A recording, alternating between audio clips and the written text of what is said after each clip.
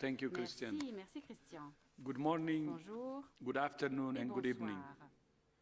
After 6 Après weeks 6 of semaines declining de cases diminution in de January cas and en February, janvier et en février, we're now on track for a nous fourth sommes consecutive maintenant à week notre of quatrième increasing semaine cases. d'affilée d'augmentation de cas.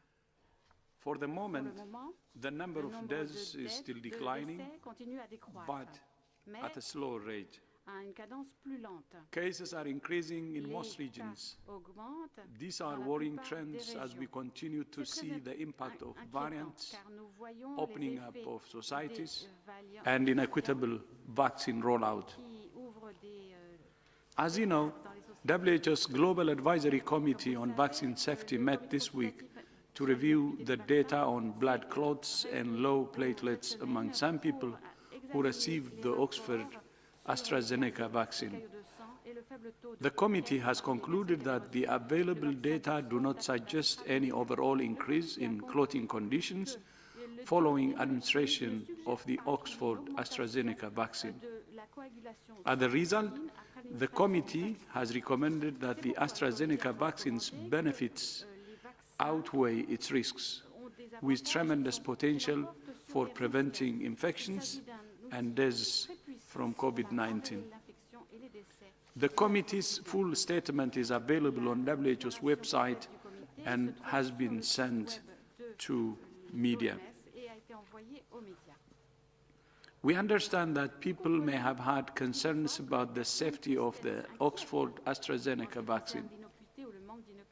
The question with any pharmaceutical or vaccine is whether the risk of taking it is greater or less than the risk of the disease it's meant to prevent or treat.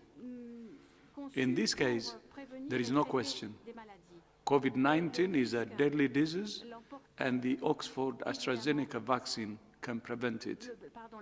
It's also important to remember that COVID-19 itself can cause blood clots and low platelets. We urge countries to continue using this important vaccine.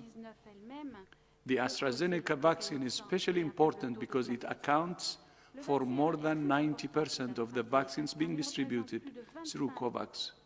While I'm pleased that almost 150 countries have now started vaccinating, we still face serious barriers in ramping up production and distribution. This afternoon, I spoke to leaders from Eastern Caribbean states.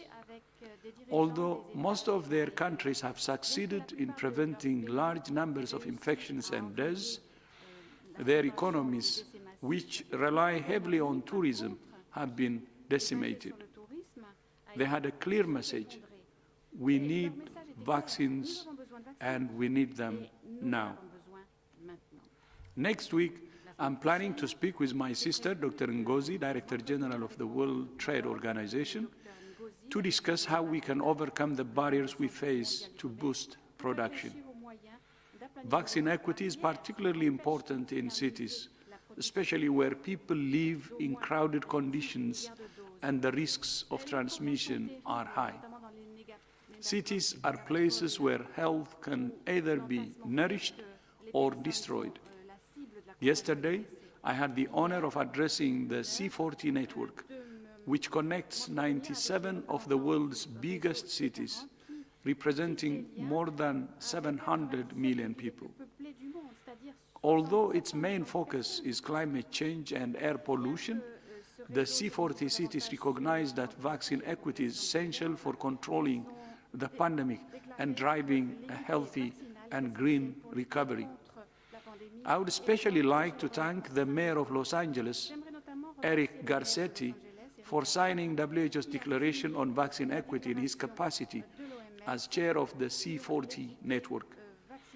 In response to the COVID-19, the WHO Healthy Cities Network has enabled cities to share experiences and lessons learned and to support the implementation of regional and national response plans and the WHO Strategic Preparedness and Response Plan.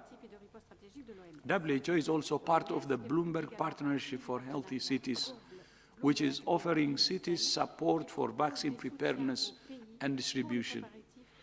Today, we are honored to be joined by the mayors of 3 major cities, First, it's my honor to welcome His Excellency Mohammed R.J. Sowa, the Mayor of Accra in Ghana, and the Vice Chair of the C40 Network. Your Excellency, thank you so much for joining us today, and you have the floor.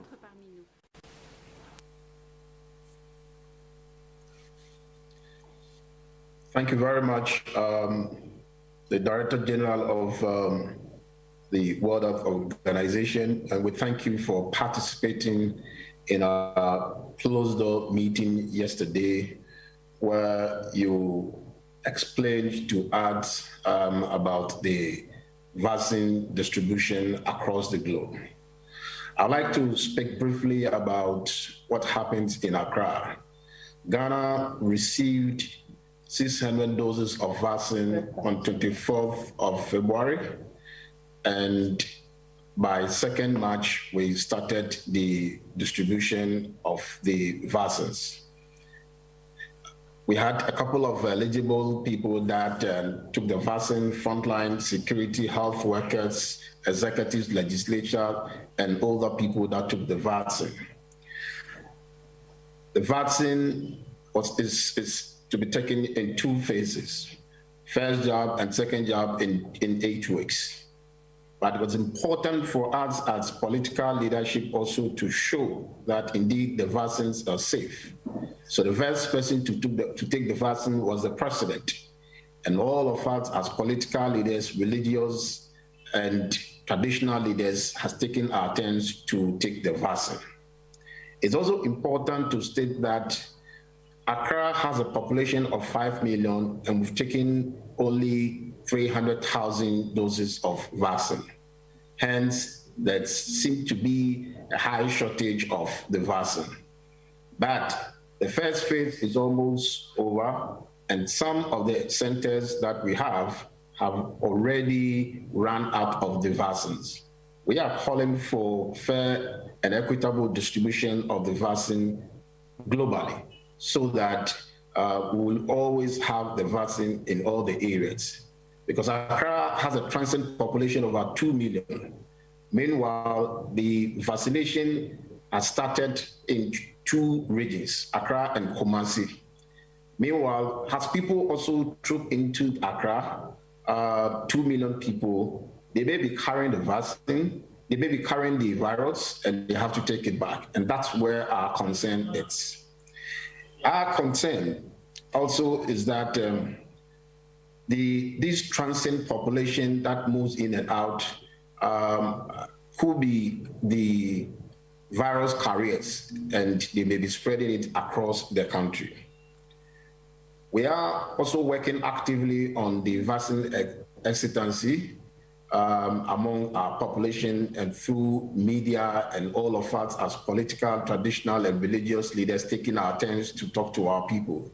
So it appears that the appetite for the vaccine has gone up high. It is informative and instructive also to note that the pandemic could be dealt with comprehensively through equal access and proportionate distribution of the vaccines. We are calling for equity, else our global effort to reach herd immunity will elude us. We are recommending 2 things for us to consider. One, if we could prioritize the sharing of the surplus doses procured by rich countries, that will help us so that we can get more of the vaccine. And the second recommendation also is that if we will accelerate the technology transfers of vaccines for other manufacturing countries also to take up, so that we can have more of the vaccines, and then we will be able to reach herd immunity as quickly as possible. These are key things that we are looking at, and we are hoping that as we move on in our conversation, I'll share more experience, and we thank you for this opportunity. Thank you. Thank you so much, Your Excellency. All right, the big question, how to get more vaccines into the hands of more countries, being discussed at the World Health Organization in Bogota, in Colombia. Your Excellency, buenos dias, and you have the floor. Madame le maire Claudia López. Buenos días, un placer saludarlos a todos desde Bogotá, Colombia. Bonjour. Je suis très heureuse de El señor presidente y directivo de la Organización Mundial de la Salud, mil gracias por esta invitación, y a los demás colegas, qui est alcaldes de otras ciudades l'OIM. capitales, un abrazo para todos. Sin duda,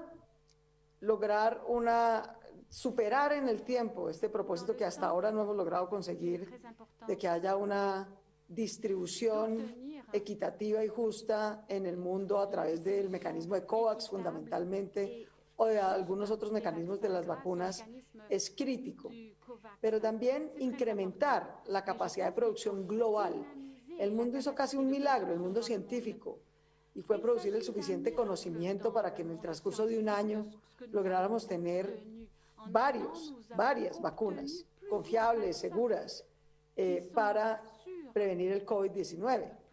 Sin embargo, el gran cuello de botella en este momento no está en el conocimiento para haberla generado, sino en la capacidad de producción global para que todos podamos acceder. Mientras no haya suficiente capacidad de producción global, vamos a seguir teniendo inequidades en la distribución. Pensaría que en el inmediato corto plazo, y sugeriría, nos concentremos en dos propósitos muy concretos. Uno, en habilitar muchos más sitios de producción, en llegar a acuerdos que sean viables entre ciudades y países con las farmacéuticas que hoy tienen esta capacidad de conocimiento para incrementar capacidad de producción. En primer lugar, con el envasado y la distribución, con lo que se llama fill and finish, que es lo que en el inmediato corto plazo muchas ciudades capitales podríamos poner, pero que esto vaya con un contrato de compra, fill and finish, y transferencia de tecnología para que en un plazo más de mediano plazo podamos no solamente hacer fill and finish, sino contribuir a la producción de estas vacunas. Y de manera tal que un objetivo de largo plazo sea que a diferentes ciudades y países nos quede la transferencia de tecnología y conocimiento para producir otro tipo de vacunas, no solamente las del COVID, sino que con esa transferencia de conocimiento y tecnología de esta vacuna del COVID-19 podamos desarrollar capacidades para otras. Hablo desde mi país, Bogotá y Colombia. Colombia tuvo la capacidad de producir vacunas para diferentes enfermedades hasta el año 2001. Por dejar de hacer la inversión científica y biotecnológica necesaria, perdió esa capacidad desde entonces, hace ya 20 años. Y qué caro estamos pagando esa pérdida de capacidad de conocimiento. Bogotá, que es la capital de Colombia, se complace, digamos, se enorgullece de tener aquí, localizada en nuestra ciudad, las mejores universidades públicas y privadas. Bogotá produce el 25% del PIB de Colombia. Es una ciudad de 8 millones de habitantes, vibrante, con un sector público muy robusto, con un sector académico y científico muy robusto. Hemos decidido proponerle al gobierno nacional y a 4 farmacéuticas, la rusa Sputnik, la china que tiene un portafolio de varias vacunas, AstraZeneca y Johnson & Johnson, que hagan un acuerdo como el que acabo de describir con Bogotá. Un acuerdo que incluya compra, fill and finish en el corto plazo, producción de la vacuna del COVID en el mediano y transferencia de conocimiento y tecnología para que podamos producir otro tipo de vacunas nuevamente en Bogotá y en Colombia. Y le agradecería profundamente a la Organización Mundial de la Salud que nos facilite y nos ayude a concretar este tipo de acuerdos ya con varias ciudades capitales. En América Latina, como lo saben ustedes, Argentina, Brasil y México han avanzado en esa dirección. Bogotá está lista. Bogotá no solamente tiene la capacidad científica, la capacidad de alianza de recursos entre el sector público y privado para que esto no sea simplemente la iniciativa de este gobierno, sino que trascienda en el tiempo. Tenemos los recursos públicos y privados, financieros y de conocimiento para sacar esta alianza adelante. Y además tenemos una posición logística de distribución envidiable por nuestra geografía. Somos justo el hub en la mitad de toda América, lo cual facilita además interconexiones logísticas y de distribución para América Latina, para América en general y para el mundo. Esto, por supuesto, requiere inversión pública. Tenemos los recursos públicos para hacerlo y si son necesarios más, tenemos los recursos necesarios para hacerlo. Nous avons les ressources Y nécessaires. nos parece que la Organización Mundial de la Salud podría facilitarnos concretar este tipo de acuerdos. ¿Por qué escogimos esas 4 farmacéuticas? No porque tengamos dudas ni más faltada de las demás, sino porque esas 4 farmacéuticas que utilizan la tecnología de adenovirus o virus atenuado es la tecnología que sería posible adaptar en Colombia en un plazo relativamente mediano para poder producir otro tipo de vacunas, para que nos quede esa capacidad no solamente para el COVID, sino para otro tipo de vacunas. Yo la verdad creo que esa es la acción de corto plazo, que en la Organización Mundial de la Salud nos pongamos de acuerdo en otras ciudades, porque es que al final no solamente es un acuerdo entre países, sino entre ciudades capitales, entre ciudades del mundo que tengamos la capacidad de conocimiento científico, de inversión público-privada para sacar este tipo de iniciativas adelante, lo que nos va a ayudar a incrementar la capacidad de producción global, que es donde está hoy el principal cuello de botella, para que logremos sacar la vacuna en el mundo adelante. Haría una segunda sugerencia. Alors j'ai une deuxième suggestion. Bogotá, por ejemplo, y Colombia, el Ministerio de Salud con quienes trabajamos muy de la mano, y nuestro Ministerio de Salud diseñó un plan de vacunación cuyo fundamento bioético compartimos, y fue darle prioridad a la población de más alto riesgo. Más de la mitad de quienes se agravan seriamente o fallecen de esta enfermedad tienen más de 60 años. Y el gobierno de Colombia decidió priorizar por escalas de edad, los mayores de 80, luego los mayores de 70, luego los mayores de 60, por el riesgo que corren la vacunación. Sin embargo, en Bogotá, que somos una ciudad de 8 millones de habitantes, tenemos que vacunar para llegar a la inmunidad de rebaño casi a 6 millones de habitantes, apenas hemos recibido 300.000 dosis. Apenas estamos cumpliendo la primera y segunda dosis de los mayores de 80 próximamente y del personal médico de primera línea. A este ritmo no será suficiente. Necesitamos tener un plan de vacunación masivo, universal y sin barreras. Las barreras que están poniendo, por ejemplo, en nuestro caso, el gobierno de Colombia, realmente no solamente es por razones bioéticas que compartimos, a mayor riesgo, mayor proximidad en la vacunación, sino realmente porque no tienen vacunas. Entonces hacen el proceso enredado, piden registros. Tenemos más registradores que vacunadores. Con eso les puedo resumir hoy qué tan problemático se ha diseñado el proceso de vacunación en Colombia. Realmente porque no hay vacunas. Si hubiera vacunas suficientes, seguramente el Ministerio de Salud estaría de acuerdo con liberar barreras y hacer mucho más fácil el proceso.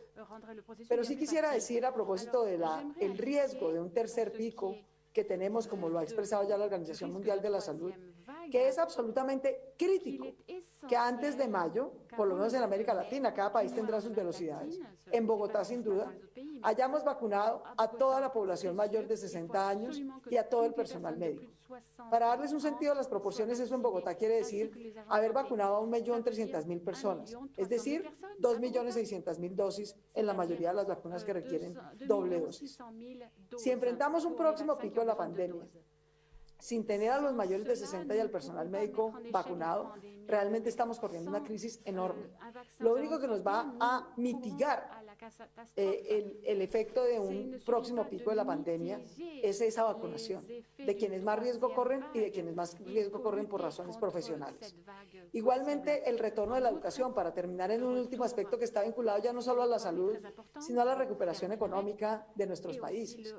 Sin que puedan volver los niños al colegio presencialmente, no solamente estamos sacrificando a una generación en su educación, sino sobre todo a las mujeres en el desempleo, porque mientras no haya educación no podrá haber plena reactivación económica, y eso sacrifica a los adultos, pero especialmente a las mujeres. De manera que privilegiar también junto al personal, después del personal médico, a los maestros y maestras para que puedan vacunarse como sector, ya no por edad, sino como sector de cuidado, es fundamental para que la vacunación vaya de la mano de la reactivación económica de nuestras sociedades.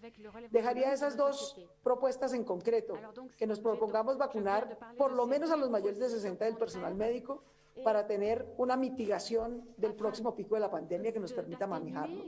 Pero además que nos pongamos de acuerdo en ciudades, insisto, Bogotá está lista, y le agradecería mucho a la Organización Mundial de la Salud a que nos ayude a concretar convenios lo más pronto posible con los países y farmacéuticas que he mencionado: AstraZeneca, Janssen, la rusa, Sputnik y el portafolio de vacunas chino, porque tienen la tecnología que nos permitiría, no solo en el corto plazo hacer fill and finish de vacunas del COVID-19, sino en el largo plazo volver a producir vacunas de diferente tipo y enfermedades desde Colombia. Muchísimas gracias.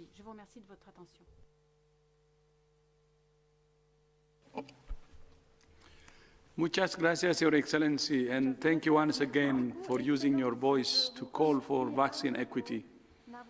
And last but not least, it's my honor to welcome Her Excellency Yvan Aki Sawyer, the Mayor of Freetown in Sierra Leone. Your Excellency, welcome and thank you for joining us. You have the floor.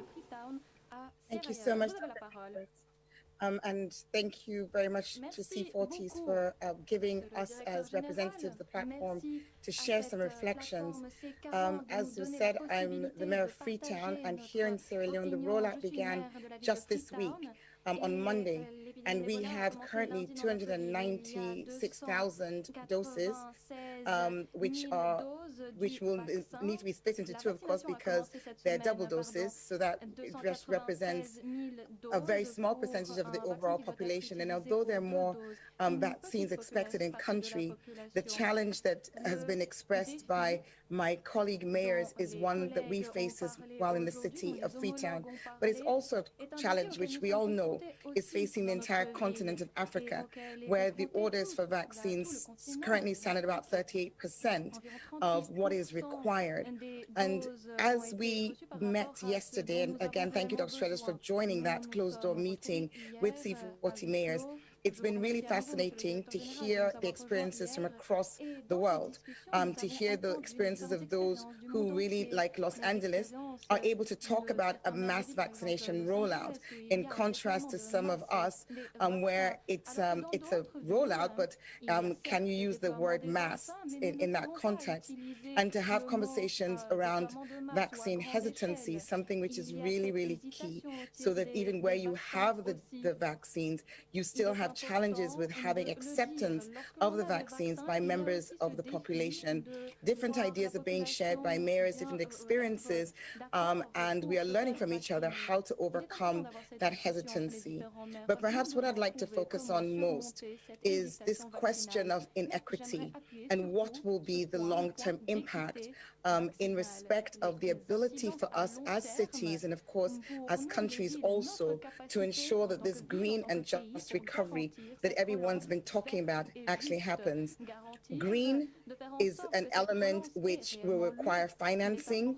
Just is an element which requires equity. What we don't want to see, and I was very interested in what Dr. Chedros said about his meeting just now with the Caribbean island leaders. What we don't want to see is greater inequality being driven by the inequality of a vaccine rollout. And this is really a possibility. A country like ours and a city like mine has not seen the devastation in numbers from a health perspective that other people, other cities have experienced around the world. To date, we've had 2,222 cases, confirmed cases in Freetown. Of course, we know that testing could have been more and therefore the numbers could have been more, but that notwithstanding, we're still talking about 2,000 plus cases and 80 deaths. You'd almost think that COVID had passed us by, but it hasn't, because the economic impact has been significant. And what we face and what other countries and cities in emerging economies that don't have the access to the vaccine in the same way as countries who are ordering 5 times what they require, 3 times what they require, and holding on to these. What we face is economic exclusion and greater inequality. We face a risk of being in a situation where vaccine proof, vaccine passes are needed for travel. That could have an impact on, well, certainly will have an impact on tourism, because if you have a vaccine pass, you're not going to come as a tourist to a country where there's very low levels of vaccination. And similarly, when it comes to value chains, this is again an area where we could see our countries being excluded. We could see our cities being excluded. So on behalf of C40s and speaking as a mayor from a city in the Global South, which is really seeing this disparity played out, and we are very concerned about how it will move from a disparity in a vaccine rollout to reinforcing inequalities, reinforcing economic exclusion, and thereby putting everyone at risk. And I say everyone at risk because we all talk about leave no one behind, about the Sustainable Development Goals, and we all know that with climate change and climate action, we can't afford to leave anyone behind. Well, with the vaccine rollout, we really can't afford that either, because climate change, climate action needs to be financed. Reinforcing inequality of vaccine in the vaccine rollout, reinforcing inequality of economic positions will make it harder and harder for those of us in emerging economies to be able to pay for the really desperate climate action that we need to put in place, whether it's from adaptation or mitigation angles, and this will have an impact on everyone. So in closing, I'd just like to say again, we're so grateful that the COVAX is seeking to have an equitable distribution of the vaccine. Want to reiterate the importance of this happening, because if we don't, then we will not overcome this outbreak, this pandemic. It will just continue to move around the globe.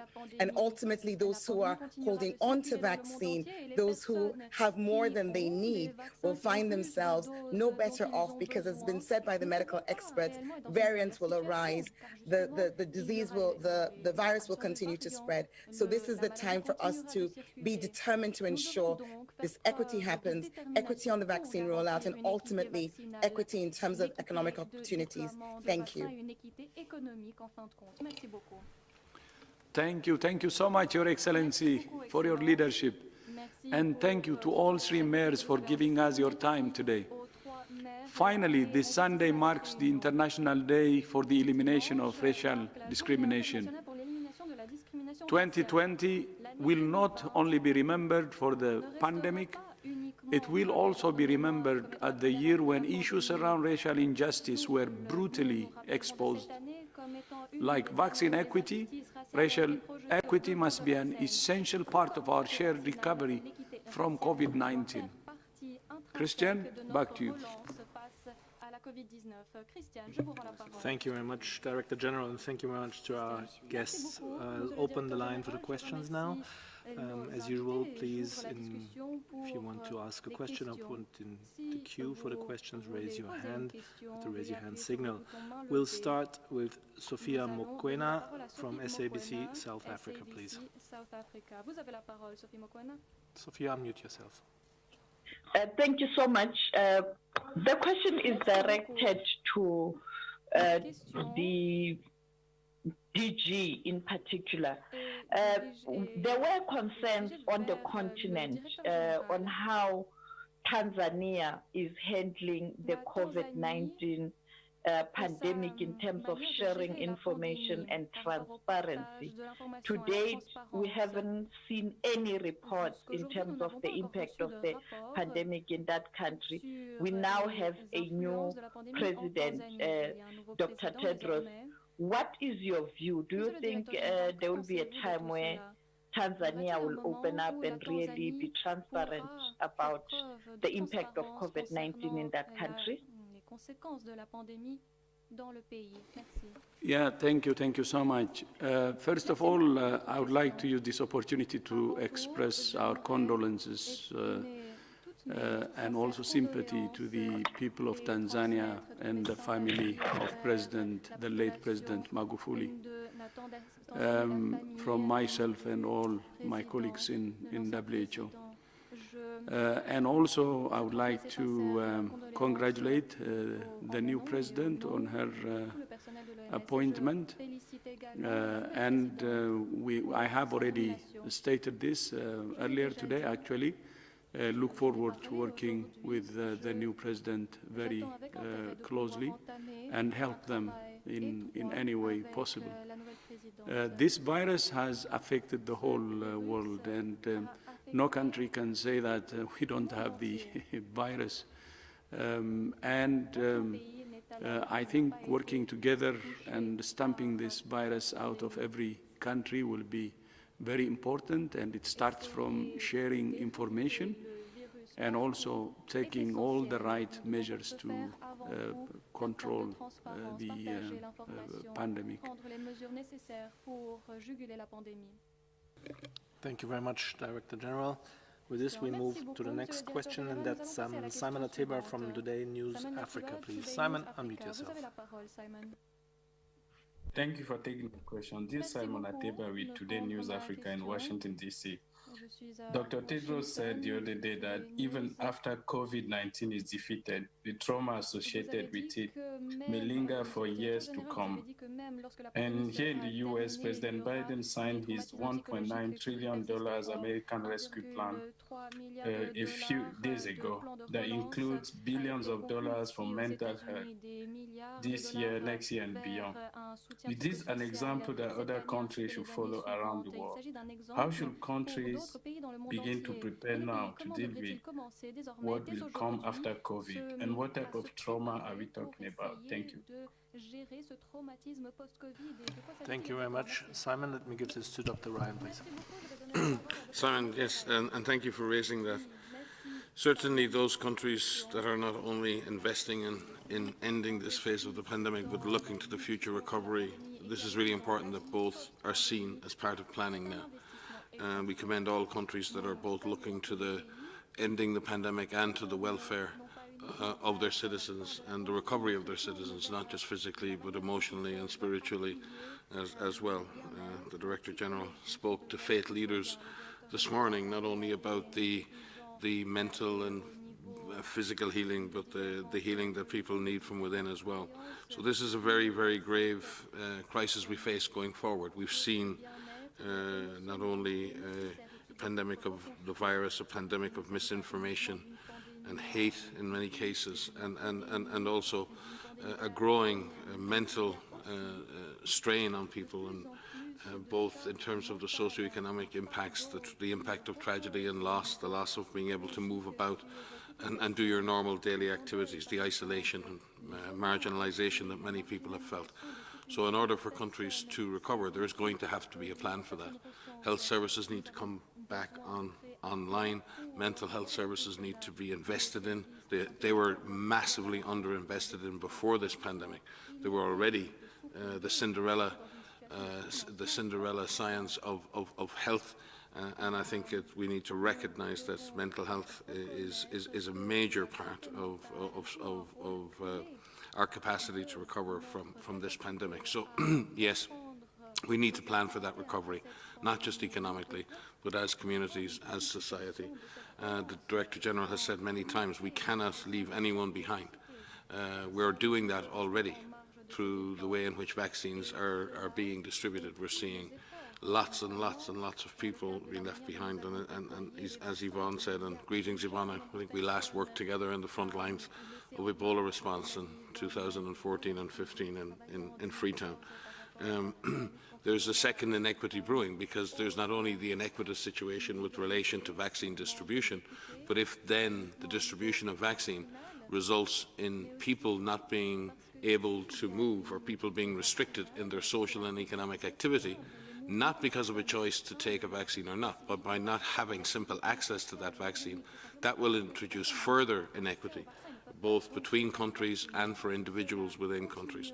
So I do think we need to look now towards a plan that gets us beyond the pandemic as a major public health problem, and recognise that there's a lot more to heal than just bodies. If I could just come in very briefly and just mention that WHO with partners have issued a lot of different types of advice and guidance on how to deal with coping with this pandemic of people of all ages, whether they're children, and releasing a book to talk about how children are coping with the uncertainties of what's happening right now, with schools being closed, of maybe losing a parent or a grandparent to this disease, all the way through up through older ages. And so under the leadership of Devorah Castell and others at WHO, and again with partners around the world, looking at how we are coping with the stress during the pandemic, mental health and psychosocial considerations during the outbreak itself and beyond, looking at the impact on mental, neurologic, and substance use during the pandemic.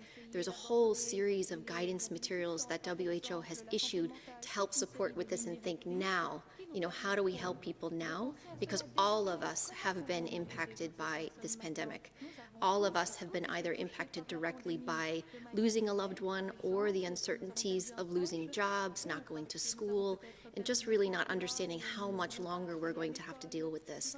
So the time to invest is now, the time to ensure that part of the recovery includes mental health and put those investments in now. So we've offered some support in this, and again, we're working across many different partners. It's in all different languages, it's for all different age groups. But as an individual, if you need help, reach out. If you, as an individual, reach out to loved ones and check in on them every day. Use the technology that you have to reach your loved ones. We say physical distance, we don't say social distance. And that's on purpose because we need to find ways to connect with our loved ones around the world. And as an individual, find something that makes you happy every day. Whatever that may be, find some joy in every day and take some time for yourself. It's okay not to be okay right now, but reach out. Reach out for some help, and those of you, contact your loved ones and make sure that they're okay. Thank you very much. And I would like to ask Yvonne Akisoya, maybe, the mayor of Freetown, if she wants to add here. Thanks. As I mentioned, the context here has been different, but yet there are similarities. It's been different from the health angle. And as Mike said, and yes, great to see you, Mike. As Mike said, there's been such an underinvestment in health facilities. And when it comes to mental health, that was already there. And where the mental health challenge is coming here, it's not so much isolation because we've not been in the position of lockdowns for protracted periods of time. We've had 2 3-day lockdowns, and that's as extensive as it's been. We have had curfews, but it doesn't create the same impact. But there is still a huge pressure which comes from the economic toll. So the idea that we need to be investing in mental health and mental care comes back to the point that I made earlier. There need to be finances. It's really a chicken and egg, where you have an under-resourced health sector beforehand with very, very little by way of mental health support. And then you have economic pressure. We must get ourselves to a position where the economies can grow, where our economy can grow, so that you can really talk about investing in healthcare and mental health. Otherwise, we're not really going to move from here. Thank you. I would like to add, I'm glad the mayor raised the economic side of it. We had a meeting today with the leaders of many Caribbean countries, and I remember the presentation or the statement from the Prime Minister of Antigua and Barbuda, His Excellency Prime Minister Brown. He said his country actually lost 18% of its GDP just last year alone. And they expect the impact on countries actually have a ripple effect on other social issues or health issues, including mental health. So the economic recovery will be very important. As she had said, it will be a chicken and egg. When people cannot have job opportunities, cannot have employment, cannot have some way to sustain themselves, then even having a mental health program in the package may not help. So some countries will be able to allocate funding to recover in a comprehensive way, addressing the health issues, the economic issues, and so on.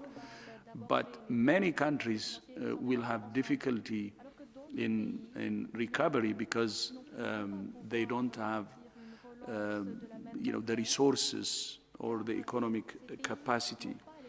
or they will not be able to allocate money to their economic sector to recover. So that's why the involvement of the international financing institutions will be very, very important.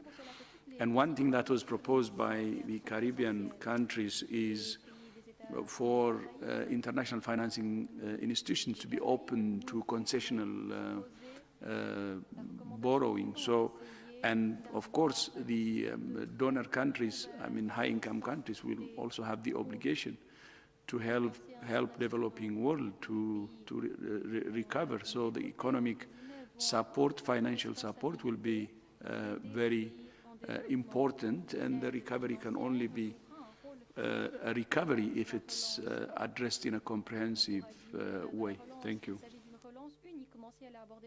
Thank you very much, all. I believe we have one question for the mayor of Bogota, and I'll call on Alejandro Villano from the online magazine mewisconsin.com. Alejandro, if you're there, please unmute yourself.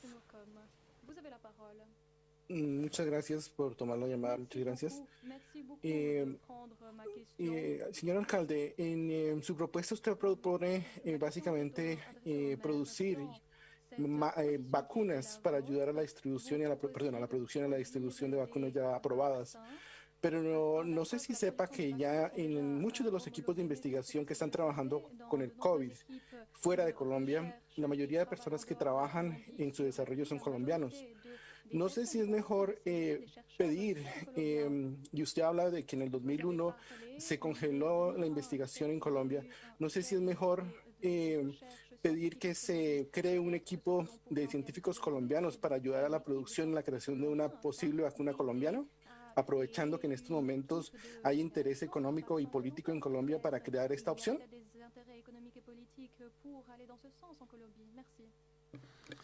Now, Alejandro, I have to apologize because as you started speaking, unfortunately, the mayor dropped off because I understand she had to leave for somewhere else. And unfortunately, this is not a question that we can refer to any other of the mayors. It's a very Bogota-specific one. Apologies again, and I'll have to go to the next question, and that would be for Helen Branswell from Stat News. Helen, please unmute yourself.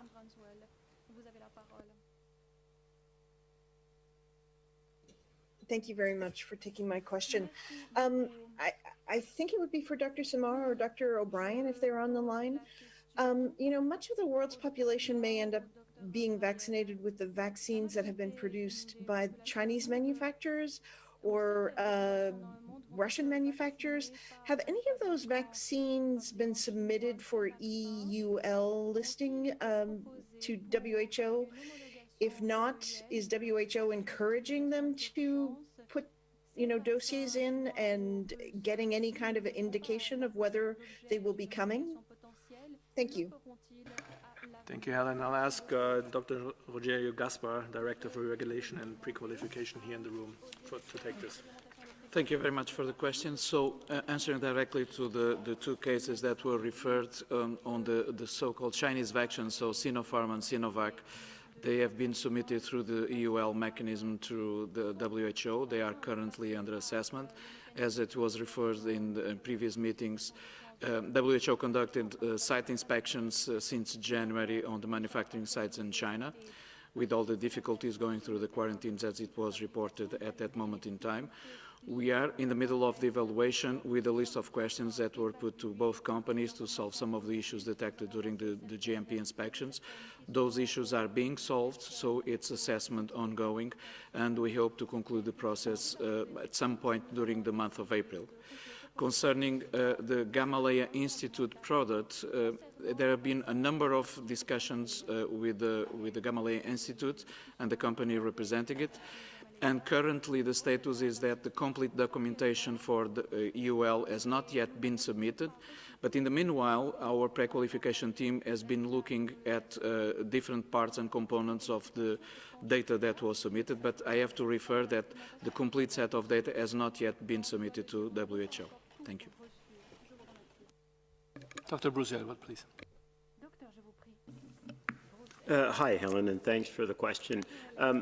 As I think we've mentioned on previous occasion, WHO encourages all manufacturers of COVID-19 vaccines that may prove efficacious and safe in the battle against COVID to be submitted for consideration for emergency use listing. So while Rogerio referred to 2 or 3 specific products, in fact, we encourage all manufacturers, and we've even put in place a special process that Rogerio's team actually put in place and called for expressions of interest so that we could do rolling submissions as early as possible, as early as data become available, because our goal is to ensure that every safe, efficacious, quality-assured product can be assessed and made available to the world's population as rapidly as possible.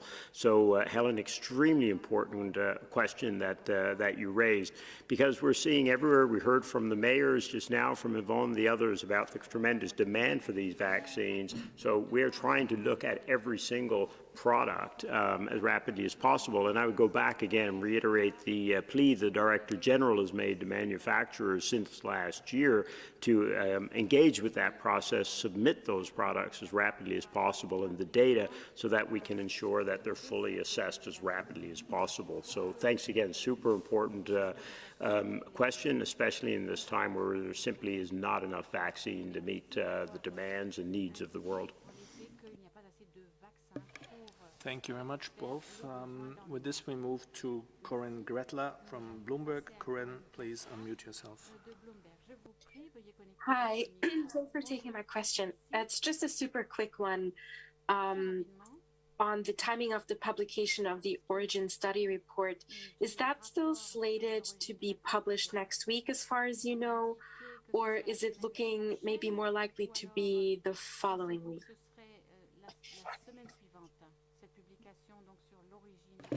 Yes, I believe we have Dr. Peter Ben Embereck, WHO expert on the food safety, and of course the international lead of the WHO convened global study, with us online. If so, Dr. Ben Embereck, please go ahead. Thank you.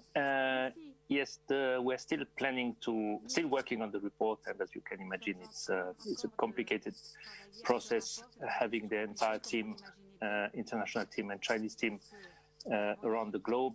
So we are working with different time zones. So each time we are working on a part of the report, it takes time to get everybody on board. So there is nothing, there is nothing unusual in that it takes time to finalize such a long and big report. There are also, of course, the fact that we have to translate everything forth and back between English and Chinese. So it takes time, but we are hoping, and we are well on the way to be able to release the report next week. But again, without 100% guarantee. Thank you. Thank you very much. With this, we'll head to Stephanie Nebehai from Reuters. Stephanie, please unmute yourself.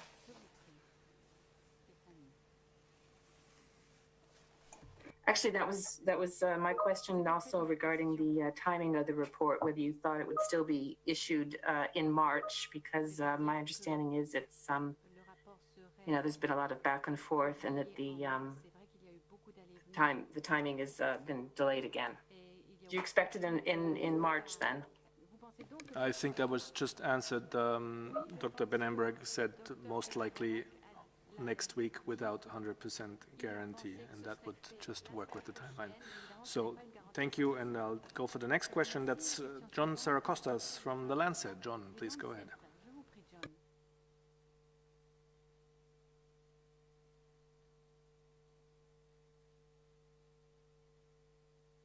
John, please unmute yourself.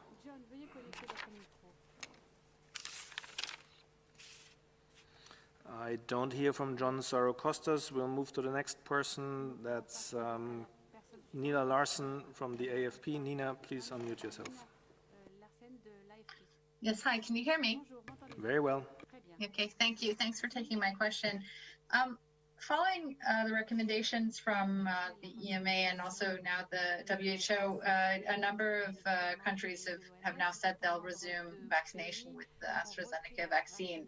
But I'm wondering how concerned you are that confidence in this vaccine in Europe and beyond may have been undermined by these on-off decisions that countries have made.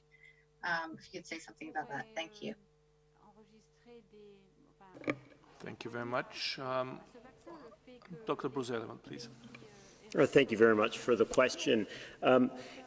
Anytime you roll out a vaccine like this to millions and millions of people, there are going to be coincidental and other events that are going to happen in parallel with its rollout. And this has been the case with almost all products. And what the populations are generally looking for is that these get properly assessed, properly evaluated, so that their confidence can be assured. And in fact, I would think it's interesting. I spoke to a number of people, as you can imagine, about this issue, a number of people from general population, more general population, meaning not us working in the response. And their general sense was, great, this thing, they actually had a greater confidence in the product because it had gone through such scrutiny over the last week, in particular through the EMA processes, through WHO's processes as well. And again, as we've said from the very, very beginning, we would continue to look at any signal whatsoever to evaluate these products. So of course there's going to be concerns that populations will have, but I think that the speed with which countries have taken on board the findings and then rapidly reinstituted the vaccination hopefully will help to assure populations that indeed these they should go forward with the vaccination.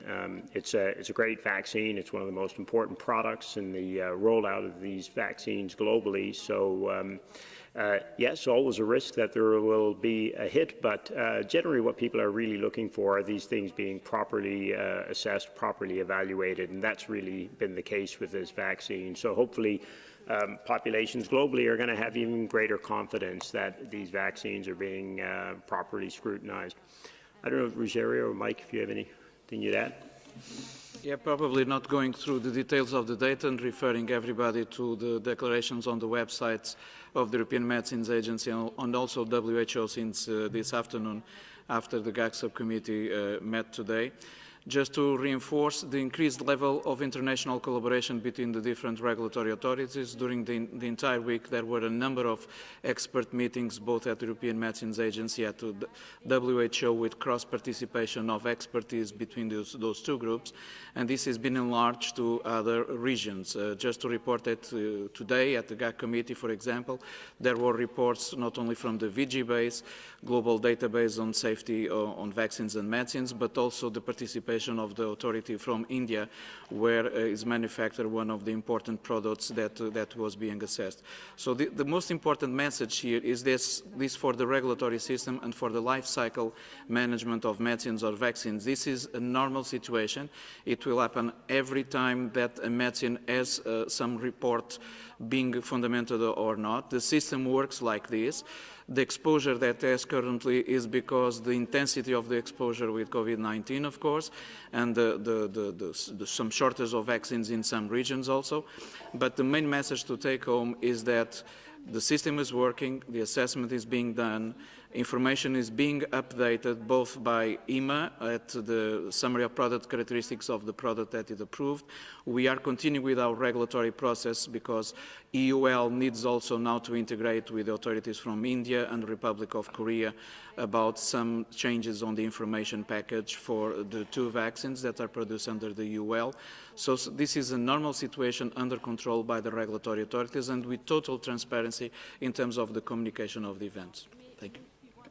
Thank you very much, and we'll have Dr. Ryan. I mean, just one point, because I think a situation like this also should cause us all to reflect and think. We've got, you know, a very concerned population out there waiting for the vaccines. These events and incidents occur. We have systems in place that we need to place faith in, and they've come through. But we also have to look, even you, our media, and you play a hugely important role in identifying issues, in identifying successes, and identifying shortcomings. But there was a tremendous media explosion around this event when there was very little information around that. And many, I think, political leaders came under intense scrutiny. They were being asked constant questions. There wasn't a definitive answer. And many chose that precautionary principle of shutting down the use of vaccine, which potentially further undermined the confidence in that vaccination. I remember, I think, at the last presser here, the first 5 questions at the presser were about AstraZeneca vaccine. So we all have to look at this and see how we can all do better in future. How can we get information out quicker that's more definitive? How we can trust in those regulatory agencies which have proven themselves again and again and again.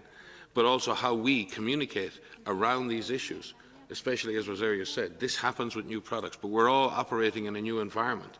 This happened before, but nobody, we didn't have this intense 24-hour media cycle, this intense scrutiny. It's a very important part of the cycle to have that scrutiny. But it is generating unwanted effects because in the end, we get to the end of this and resolve. You've written your articles, the EMA have written their press statements, so have WHO, but what may be left in the aftermath of that is very confused people who now have some doubts in their minds, and that's the awful outcome of this. And all of us need to look, all of us, including you, our colleagues in the media, at what part we play in that process and how we can find better ways to do this in future. Dr. Maria van Kerkhove, please. Yeah, thank you. Sorry, I know it's a lot of answers to one question, but it's an important one, and I just wanted to acknowledge the concerns of people. So we've talked about the vaccines itself and the process of itself, and these are safe and effective vaccines, and it's important that vaccination continues. But I think it's important that we acknowledge that people have questions, that people have concerns, and this is normal, this is natural, this is good. But you need to make sure you find information from good sources so that any fear that you may have or questions that you have, you find the right information to answer those questions. So it's good to question, it's good to ask, but it's good to get the right information. We have seen these are safe and effective vaccines, and vaccination is a critical part of ending this pandemic, as is physical distancing, washing your hands, cleaning your hands, making sure you avoid crowded spaces, opening up of windows, practicing respiratory etiquette. All of this plays a role, and vaccination is an incredibly powerful tool that we have now added to our toolkit. So ask the questions, demand good answers, but find good sources of information, and know that the processes are in place to look and to challenge and to make sure that we have safe and effective vaccines that are out there. Thank you very much for these really important clarifications.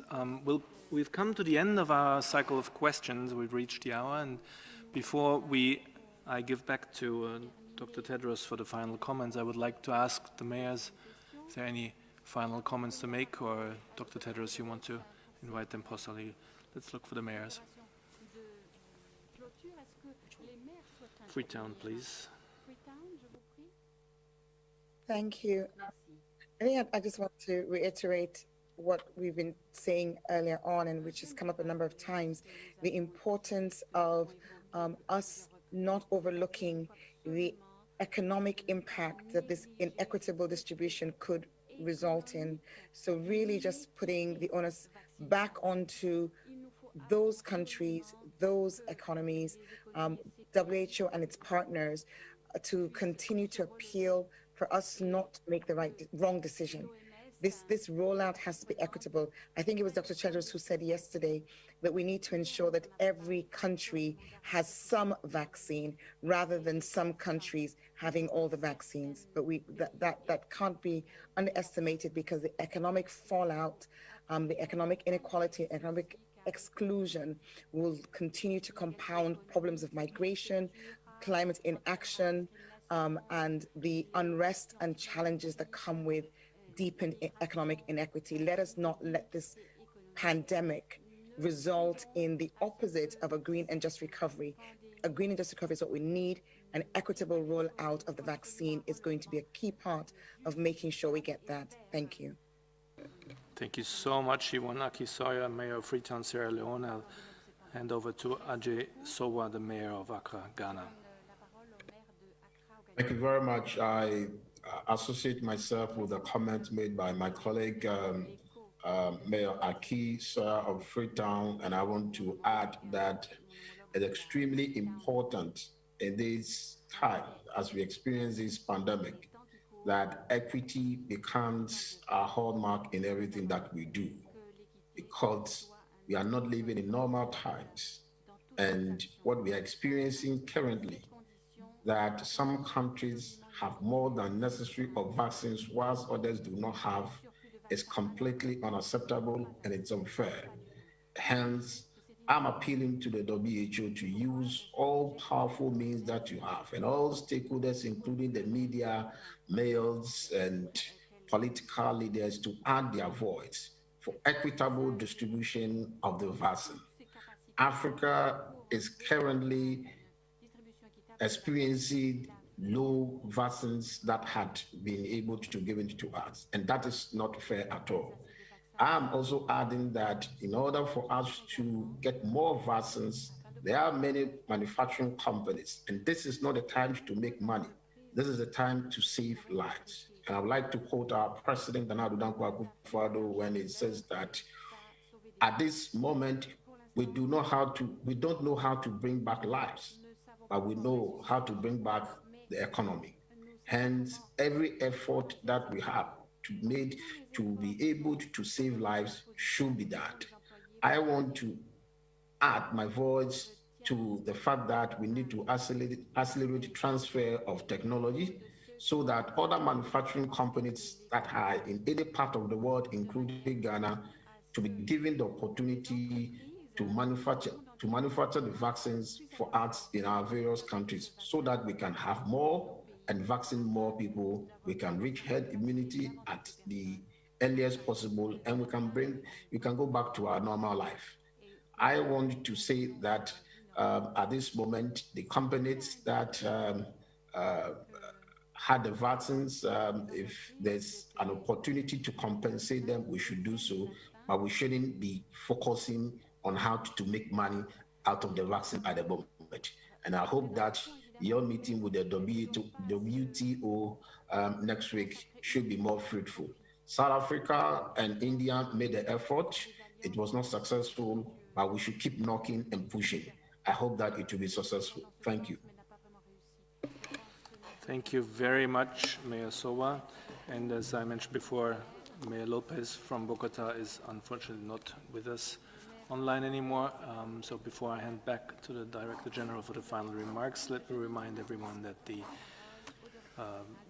sound records from today's press briefing and the statement will be issued right after this briefing, and the whole briefing will be online. The transcript will be online as of tomorrow.